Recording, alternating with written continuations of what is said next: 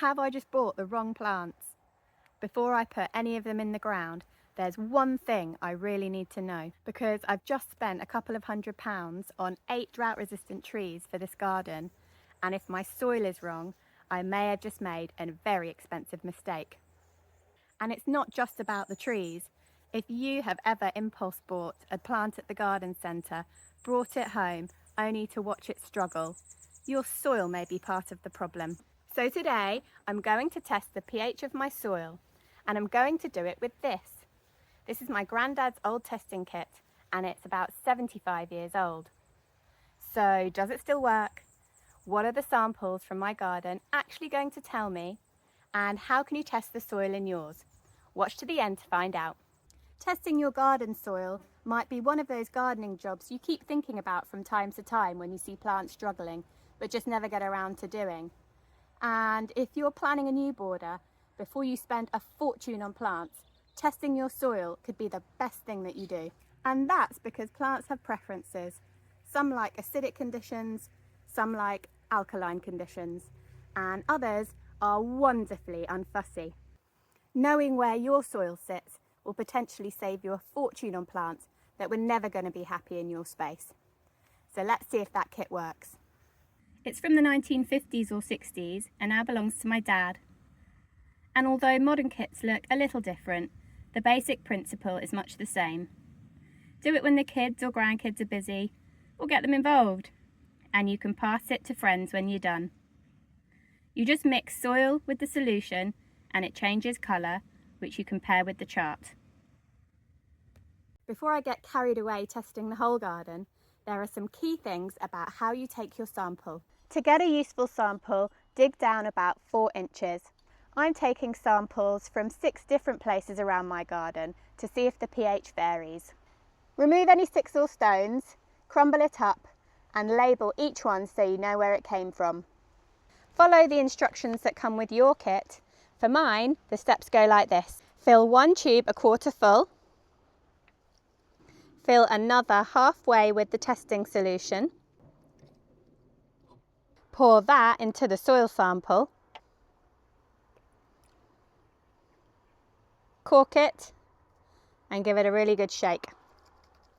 It will froth at the top, and then give it just a minute to let the sediment sink and the colour to show better. And now your soil will tell you its secrets. The colour will change according to the pH in your soil. Hold it up to natural light and compare it with your colour chart. Here are the first 2 samples. You can see the sediments now at the bottom, and they both look very dark green. So let's compare. This first one looks to me to be neutral. If you tilt the bottles sideways so you make the liquid thinner, you can better see the colour against the white. That looks neutral. And sample 2 looks darker, quite clearly, and that to me looks like it leans alkaline. So here are the second 2 samples, tilting them again.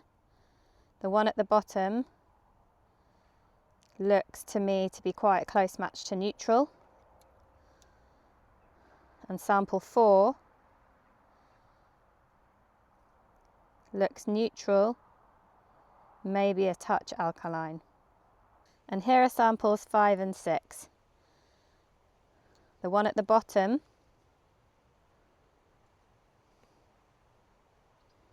looks in between neutral and alkaline to me. And sample 6 is neutral. And that's really interesting, because I took this soil from under a conifer and I thought that soil may have lent acidic, but it's not. And here are all 6, so you can compare them together.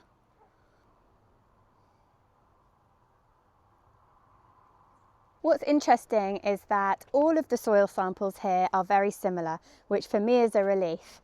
It tells me that my soils will support plants that like neutral to slightly alkaline soil, or plants that aren't fussy about any pH that they're in. It also tells me that acid-loving plants really won't do well in my soils, and I'll either need to put them in pots or figure out another solution for having those. I'm also satisfied that the 8 drought resistant garden trees that I've bought for the transformation of my back garden will be happy in my soils too. You can check those out in this video. And that is why testing your soil can be so useful. Now, before I tell you about something I wouldn't bother doing, let's talk about what the results mean for your garden. If you have mostly neutral soil like mine, you're in a pretty lucky position because there are a huge range of plants that will be happy in that pH. You just need to be a little more careful at the two ends of the spectrum, those that like only acid or only alkaline soil. And even then, I'd still experiment a bit because that's where you can really learn a lot, and plants don't always do what you think they will.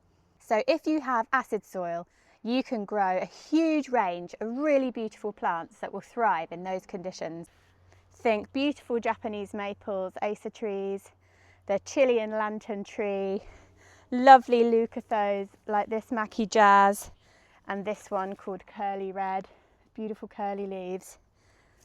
You can grow fantastic ferns and lovely pieris. This one's forest flame. You can also successfully grow pines and magnolias, as well as azaleas, kalmias, rhododendrons, summer heathers and blueberries, amongst lots of others. If you have alkaline soil, particularly if you're on chalk, there's an equally gorgeous list. You can successfully grow lilacs, ceanothus, lavender, scabious, clematis, valerian, and lots of others.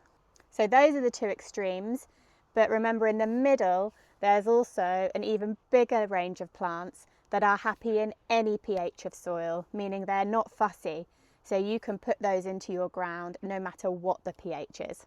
To find thousands of plants for your particular conditions in your garden, check out the Royal Horticultural Society Plant Finder tool.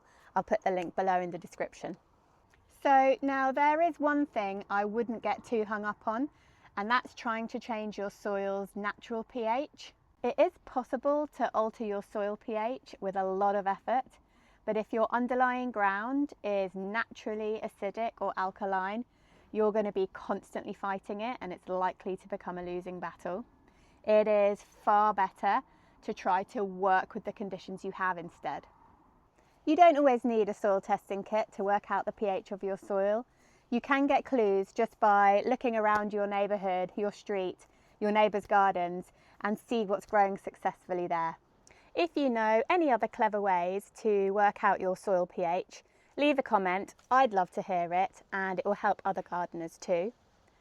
If you're planning a new border, check out my free 12-month planting guide in the description below in the pinned comment, or check out this playlist for more planting ideas.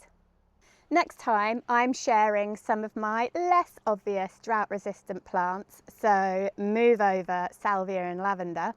These plants will be able to handle the extreme heat and drought conditions that we've been experiencing this summer without sacrificing beautiful lush layers, texture and colour.